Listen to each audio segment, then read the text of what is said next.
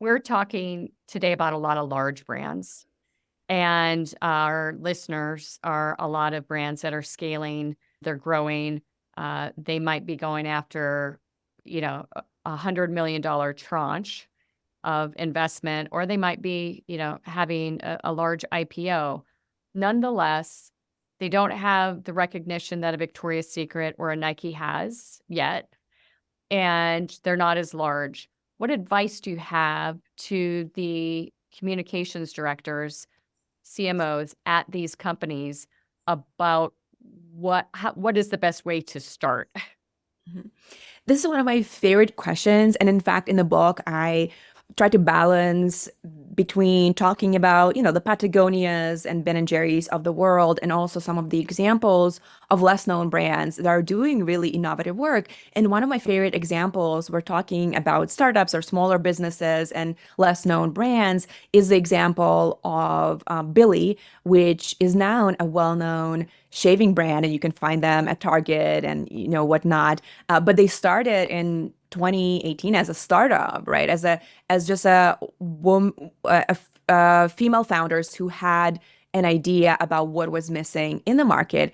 And, for those who don't know much about Billie, they are essentially started a direct-to-consumer brand, and they offered shaving products, so razors, but they did so in a way that was unseen in their category before. So they were the first to start showing more authentic, real images and stories of women shaving. And it's totally wild for me to think that, say, even 5 to 7 years ago, it was almost a scandal to show a woman shaving body hair, shaving her armpits or shaving her legs, because prior to that, we saw images of women shaving already shaven legs. Like, it's so ridiculous in this moment. And so at that point, when they were just starting the brand, they really took the time to understand their consumer and understand their category and understand that emotional void that a lot of female consumers had that wasn't filled by brands. We were watching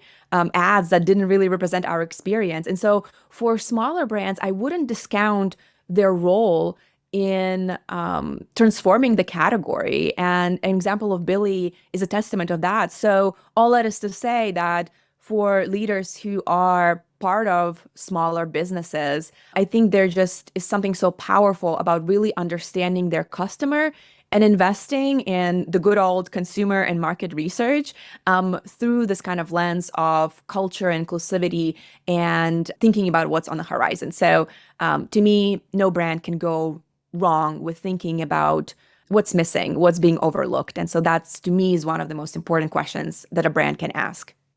And it doesn't happen without studying the market and studying the behavior of the audience. And quite frankly, in the situation with Billie's taking a very, very bold approach to not just differentiation, but distinction, and how they show usage of the product so that they can rise above the norm, that the industry and the Goliaths of industry have formulated over the last many, many decades on how, what the go-to market strategy is for razors. I mean, and, that breakout approach is exactly what the nimble entrepreneurial founder mentality, disruptor mentality offers so many different brands and the industry right now. I love that example. Mhm. And it's seemingly so simple, but it took a lot of strategy to get there.